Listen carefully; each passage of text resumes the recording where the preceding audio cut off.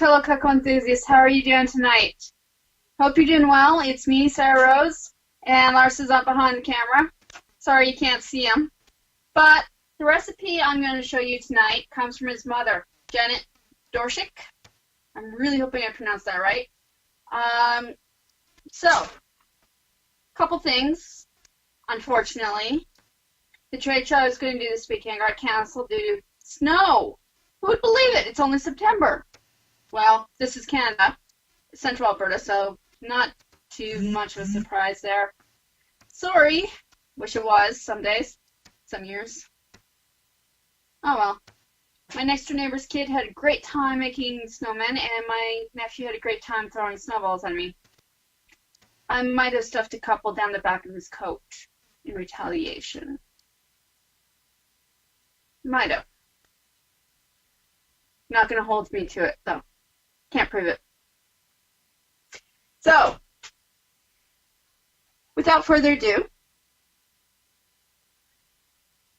any good chicken soup starts with chicken. Now, this is partially cooked for one very simple reason. I took it out of my freezer half an hour ago, which means it was frozen solid. It hit the microwave. And when you microwave food, it cooks it. So, in part. First thing you're going to do is want to cut, because you're going to be dicing. Now, the simplest way to dice is to cut the big piece in half, so you're not cutting every little piece in half. So, big piece, then to little pieces. Now, what you see me using is Cutco's stove fork and Cutco's trimmer. Now, technically, I would actually be using the Petite Carver, but trade show, dishwasher, dishes. So, I can get away with using the trimmer. Now, I have a lot of social media sites at the moment going. Sorry. One of them happens to be a VIP secret group for Cutco enthusiasts. I will get around to inviting everybody. I promise. It's just Facebook has limited how many people I can invite at a time. Now, the big thing you guys do when you get invited to that secret group is accept the invitation and invite everybody else that you know. Now, one of the things that is special to the VIP Cutco Enthusiast secret group is I'm doing a series of videos on how to use various knives. Butcher's knife, carving knife, utility knives. Because I find a lot of people don't know how to use these various knives the way they're supposed to be used. We all have various ways of using knives, like me using a trimmer when I should actually be using a Petite Carver. But, shh, we'll learn how to do it. Trust me, I promise. So, in a couple months, once I'm done the series on, and the videos have been uploaded to the secret group for a while, I will transfer them over to Cutco, Chop, and I will transfer them onto YouTube. Now, at this point, I should remind everybody, yes, I am a Cutco independent sales rep. That's one of the reasons why I like using Cutco, is because I sell it. But I'm also a Cutco customer. I buy Cutco for my own personal use because I love it. And the warranty is fantastic. I mean, you really can't break the warranty. The klutz that I am, I've actually tried that. Ooh, you should hear the language that came out of my mouth the first time I dropped a knife on pavement. I shocked a few little old men and ladies at a trade show. I'm sorry. I beg forgiveness, please, please, please. But it also means that while I love Cutco, it's not going to be the only tool that I use. In this case, I don't have a pot big enough to make soup. I have a wok, and it's not Cutco. So, does it matter? No. Do I prefer Cutco? Yes. Can we live without it? Debatable. Today we are. So, there was a video I put on a couple of weeks back, maybe a month, on how the difference between slicing, dicing, and chopping. Please refer back to that video if you're questioning what dicing is. So, onion. Normally, I would be using the 7-inch Santa Cube because I really like the 7-inch Santa Cube. But tonight, because we're going with traditional potato soup, I'm going with an onion with a traditional French chop. Now, we want to do the cross-hatch pattern. You're going to cut through, but not all the way through, because I want that root intact.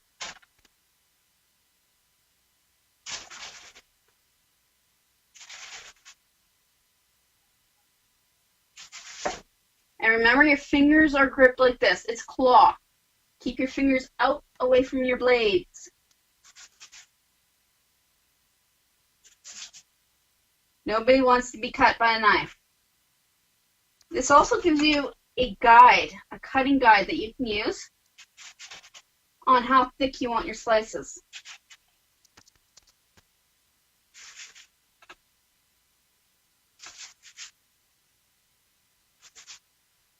So, horizontal slices. Flip it 180, 90 degrees. You know what I mean. And do the same thing. Remember to keep your hands to the claw so it stays out. You do not want to be cut when you do this. And this is where a sharp blade actually makes your life in the kitchen so much simpler. It goes faster. It cuts faster. And on the rare occasions when you actually do get cut, and rare, because if you're doing this properly, you shouldn't be cut. It's a quick trip to the emergency room with a nice clean cut. If you have to go to the emergency room. To be honest, unless I'm dying, which has happened once or twice when I fell off a wall specifically, which resulted in a second-degree sprain, I try to avoid going to the hospital because, well, it's embarrassing to explain how I managed to trip over that shadow bump in the floor. So, you got your crosshatch pattern. Yes, I'm going to lose onion pieces.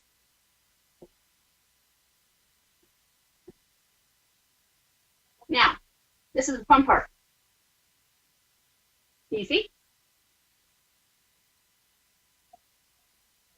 Oh, look at all those nice pieces of onion coming straight down.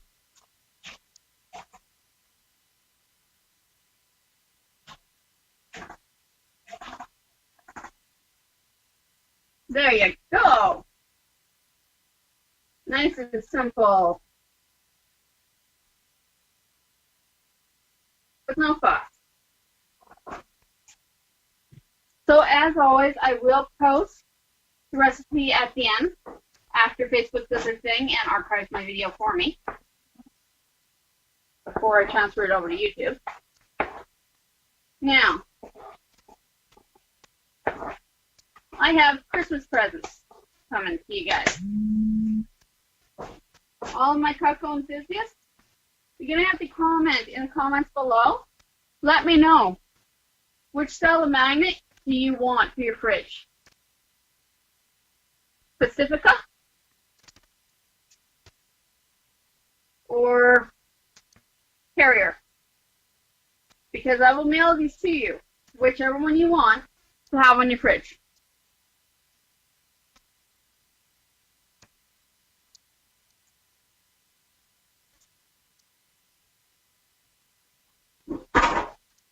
Yes, I was one of those kids that used to lift up the frosting off the knife. To be fair, I've never been cut on my tongue. Now, we're going to add some cooked seasoning. Chicken gravy mix. Now, I do apologize, Lars. Your mother's recipe got modified a bit because, well, it's very hard, at least it was for me this week, to get cans of chicken broth versus boxes of chicken broth. And I couldn't find country gravy mix. So I went with chicken gravy. I apologize.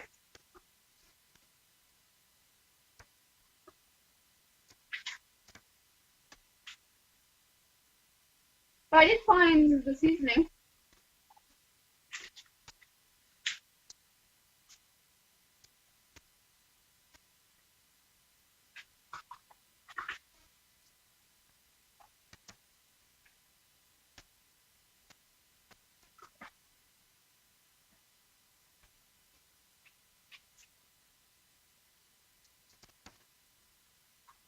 Now, my mom suffers from high blood pressure, so I don't cook with salt because most of our seasonings, most of our sauces have very high level of salt, so I don't worry about it. When I come to eat it, because I am salt deficient and I need sodium, then a part of the TL to actually function, I will add salt to my cooking.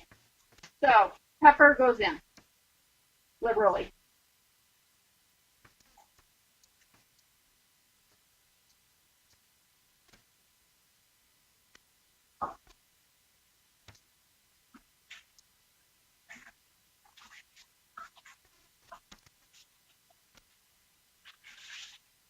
Now, if you remember what from video last week when I did blueberry chicken, you remember I said that chicken cooks a little differently than beef or pork. It cooks more like fish because it always sticks, and you want it to stick when you first cook it.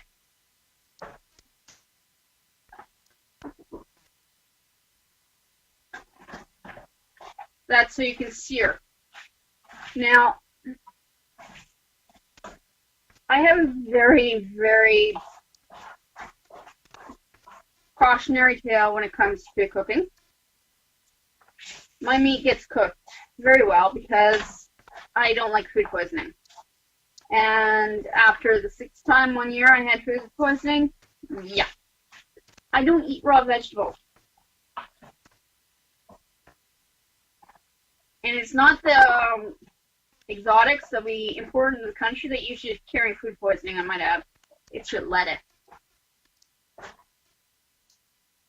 So you want to keep sauteing until the onions are clear. It takes just a few minutes. It's another reason why I like cooking in a wok is because, well, all the heat goes around.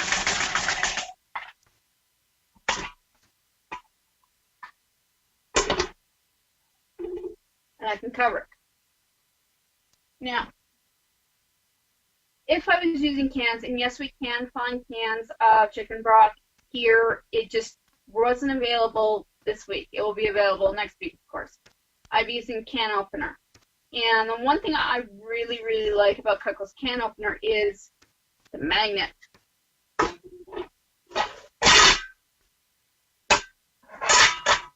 I love something that can lift, a magnet that can lift, about twice its body weight.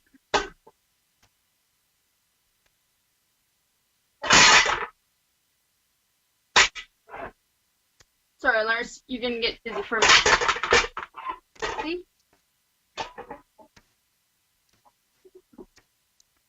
So, normally if I was opening cans, I'd be grabbing that can opener to do it. Okay.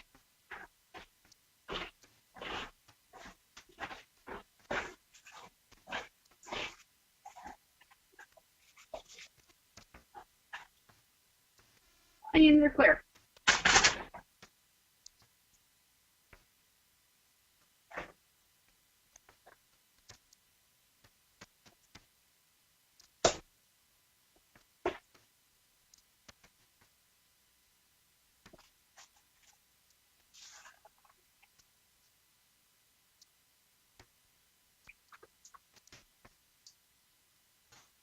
When I am borrowing another person's recipe, I try very, very hard to stick to the original as it was written.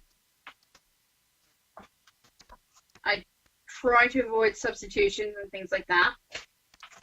I try to avoid additions because it's not fair to the person who put the time and effort into making the recipe. But over time, everyone does their own variations. They add things that they like. So that will happen. I do apologize, Lars. I will make this recipe mine. I will always remember your mom. It's in my cookbook. It's not disappearing. Even if Facebook decides to annoy me and delete my video because it will only allow 500 posts at a time. Meanies. Now you're going to want to stir this so that you can get all that nice flavoring that just sauteed went straight to the bottom of your pan, stuck to your wok, off the bottom of the pan. You want that seasoning in your soup, which means run your wooden spoon back and forth a few times. Now, why do you use a wooden spoon and not a metal one? Because if you scratch the coating, Teflon coating, then you get poison. It's relatively slow over a period of time, but you will have Teflon poisoning. Not a good, fun way to get sick. Wood and silicone utensils prevent that.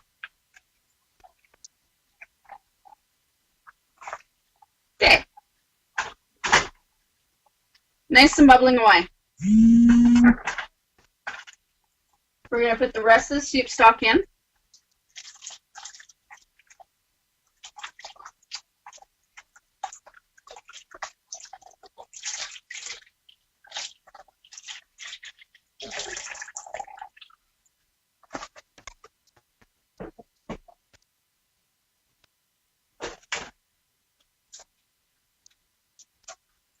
Another reason that we're using the wok today and not one of my induction cookware is because, well, I need volume.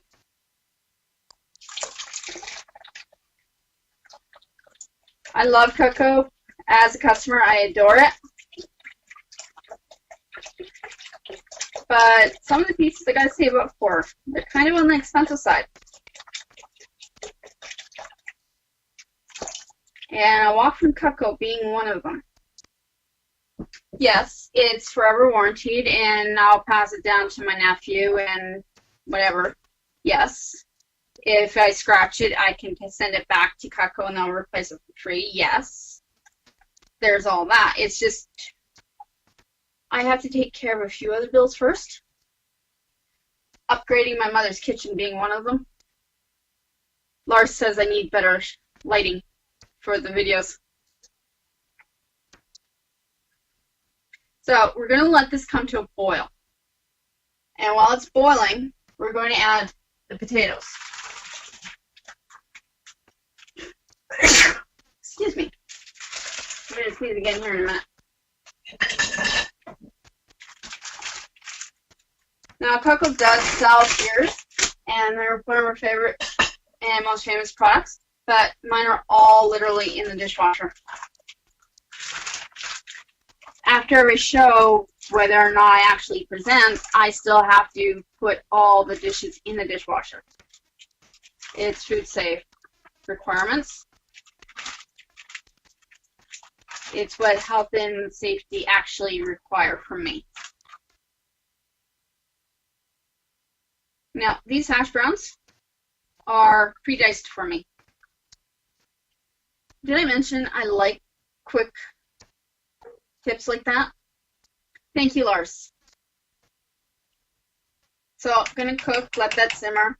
It will look and taste delicious and fantastic. And once it has simmered for a while and the potatoes are crunchy, no longer crunchy, sorry, they're nice and soft, I will add milk. Not going to do so right now, but I will add milk. That's what's in this purple spoon. Now, all my Cutco enthusiasts are welcome to come and visit me anytime. Try my food that you see on these videos. I don't guarantee which recipe you'll be eating, but I do serve, and usually need help actually finishing off everything that's in my kitchen. My fridge and freezer gets filled up really quick, so you're always welcome. Give me a quick text. Say, I'm in the neighborhood of Bentley. Can I stop by? I would love to meet you in person. Or if I know you in person, hey, Sarah! Turn on the coffee pot. I'm coming to visit. And feed me, please. Yes, I will. So, that's what we do. Have a great evening. Enjoy the soup. It comes from Lars's mother, Janet Dorsack. this is where learning different languages actually start being a hindrance. I don't pronounce my CKs usually as the English CKs. I pronounce them as the German CKs. Same with the SCH sounds. I have to be very, very careful because SH, SCH, no. So when I do mix up names, I apologize. It's not intentional. Please forgive me. So, have a great night. Enjoy, and I'll see you next week. Bye.